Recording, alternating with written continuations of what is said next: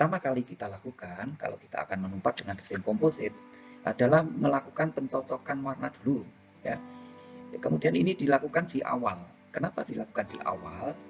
Karena untuk mencocokkan warna, misalnya khususnya pada pasien itu harus dilakukan dalam keadaan gigi ini jangan sampai dalam keadaan sangat kering atau dehidrasi, karena akan berpengaruh terhadap warna gigi itu sendiri. Sehingga pada pasien itu biasanya kita lakukan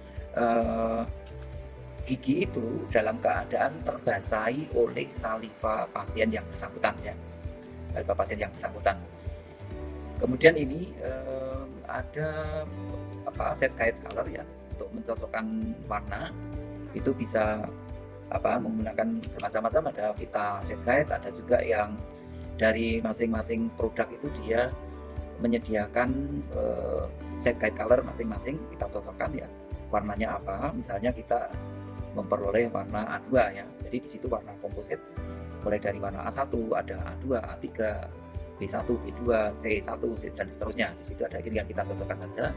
Kita akan memperoleh warna komposit mana yang akan kita gunakan untuk merestorasi atau menumpat pada pasien yang bersangkutan, atau mungkin kalau nanti pada gigi yang akan kita lakukan di praktikum atau scales lab adalah sesuai dengan gigi cabutan yang kita peroleh ya, seperti itu. Kemudian ini desain untuk preparasi tadi, bahwa tadi sudah email, ada bagian email yang tidak didukung oleh dentin, itu harus dihilangkan ya. Jadi email, kenapa email? Jadi ini dihilangkan ya. Jadi bagian email yang ada di sini, yang tadi kita lihat bahwa di situ sudah sangat tipis dan tidak didukung oleh dentin, harus kita hilangkan, karena nanti kalau itu tinggal email saja, maka ada fenomena yang disebut dengan prisming effect ya. Prisming effect itu adalah pecah atau lepasnya dari prisma email, dan ini kalau pecah maka ini akan berakibat dari restorasi kita, email tersebut menjadi pecah, jadi akan sangat berpengaruh terhadap hasil akhir dari restorasinya. Jadi sekali lagi emailnya dihilangkan sehingga desain preparasinya kita akan seperti ini.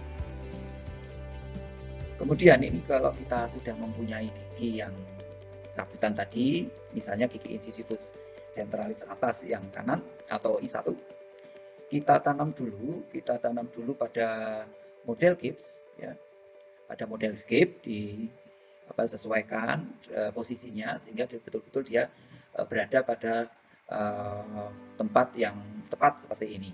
Kemudian kita akan yang pertama kali kita akan membuat satu outline ya, outline kavitas. Jadi sesuai dengan yang akan kita kerjakan, sesuai dengan kasus yang sudah kita lihat yang di awal tadi, kita akan membuat desain seperti ini ya, desain seperti ini, yaitu perluasan sampai ke daerah sepertiga vertikal ya, dan melengkung dan membentuk dinding aksial yang sejajar ya, ini sejajar ya, sejajar dengan aksis sampai melibatkan insisal ya di sini. Kemudian ini yang harus kita perhatikan adalah jangan sampai perluasan dari preparasi kita itu melebihi dari sepertiga aspek mesiodistal.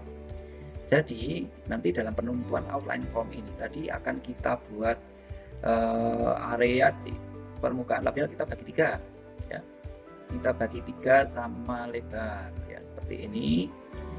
Kemudian outline kita itu jangan sampai melebihi aspek sepertiga ya, sepertiga. Jadi ini kalau ini di mesial jangan sampai masuk ke area tengah. Kenapa demikian? Karena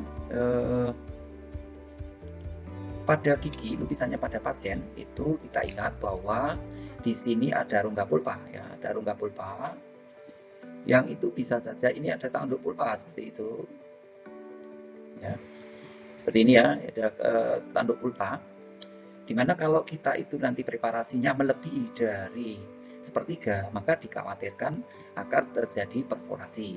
Maka patokannya adalah jangan sampai melebihi sepertiga ya dari aspek mesiodistal tadi. Ini contohnya misalnya untuk yang gambar kedua ini, kalau misalnya ini kita bagi 3 area, maaf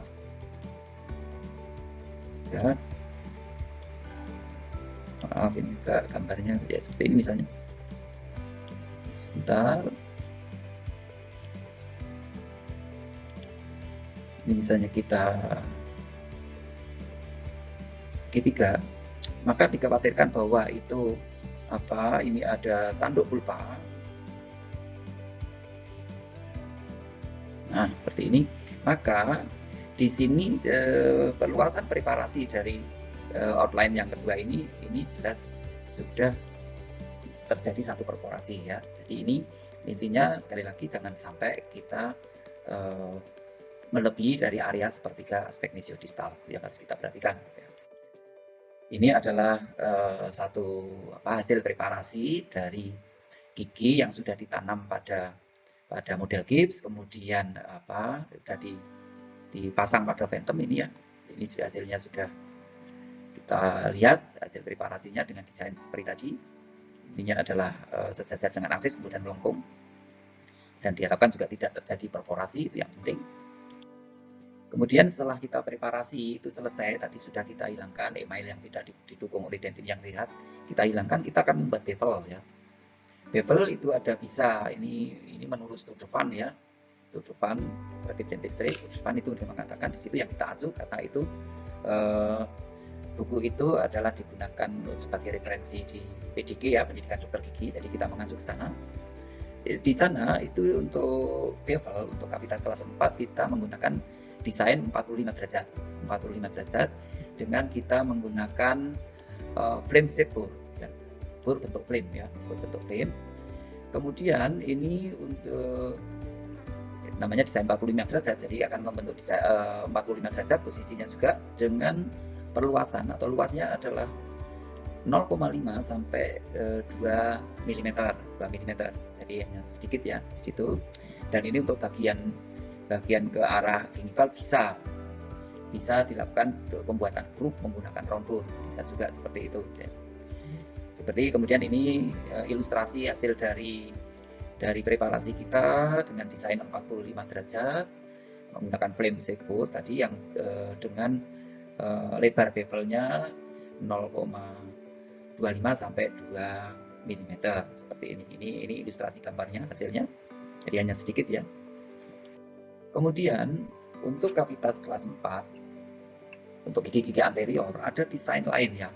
Ada desain lain ini menurut buku Estetik Dentistry, menurut Jordan ya, mengatakan bahwa pada kavitas kelas 4 bisa menggunakan desain bevel hollow crown ya.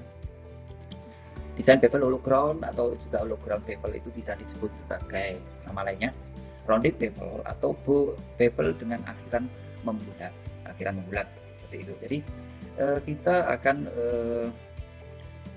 mempreparasi pada permukaan email itu dengan desain seperti ini ya. Jadi ini desain akhir-akhirannya membulat ya, membulat seperti ini. Kemudian di sini ini jelas ini seperti membentuk buntut 90 di sini, tapi melengkung ya, membulat masih pada permukaan email ya, masih pada permukaan email ya.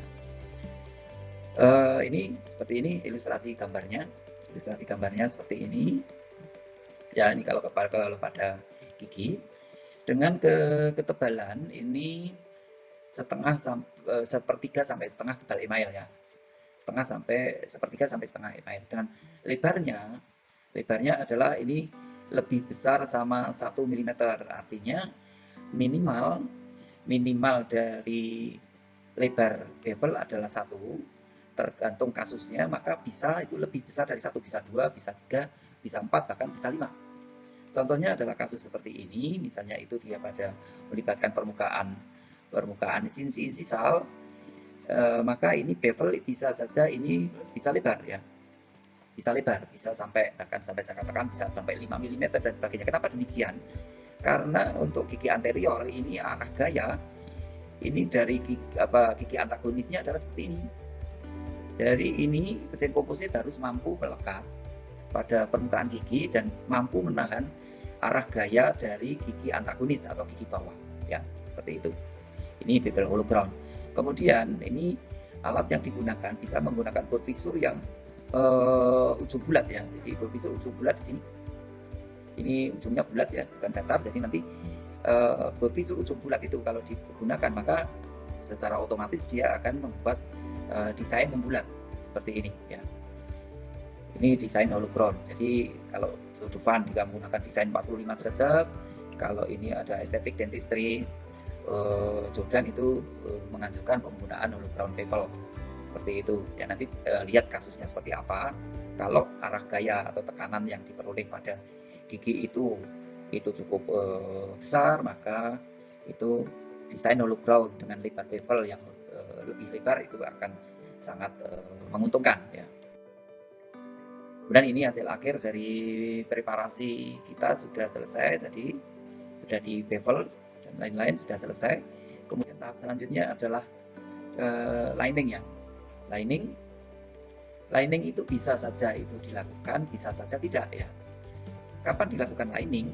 Lining tidak dilakukan apabila pada kasus-kasus tertentu yang kita hadapi itu perluasan kavitasnya itu sudah sangat dekat dengan pulpa ya. Dengan pulpa maka kita bisa lakukan dengan lining ini menggunakan kalsium hidroksida dan itu hanya dilakukan pada titik terdekat saja ya. Pada titik terdekat tadi tidak keseluruhan dasar kavitas ditutup dengan lining ya, kalsium hidroksida tadi, tapi hanya pada titik terdekat saja ya. Kemudian setelah kita aplikasikan kalsium hidroksida tadi, ini kita di atasnya kita aplikasikan semen ionomer kaca tipe 3 ya, tipe 3 ya. Ini bisa ketebalannya 0,5 sampai 0,75 mm ya, milimeter lining. Kemudian apabila jarak terhadap pulpa itu masih jauh atau dekatnya, itu biasanya juga pertimbangannya kaitannya dengan usia pasien. Pada usia muda biasanya rongga pulpa masih besar, sehingga di situ kemungkinan terjadinya kedekatan dengan pulpa itu kemungkinannya lebih besar dibandingkan pada usia-usia yang sudah tua seperti itu. Apabila masih jauh ini dikatakan lebih besar dari 1 mm, maka tidak perlu lining, jadi tidak perlu ya. Jadi kalau memang di situ dilihat tidak dipertimbangkan, atau misalnya bisa kalau pada pasien itu dengan ada ronsen foto yang itu menunjukkan bahwa jarak terhadap pulpa masih jauh, maka tidak perlu dilakukan lining.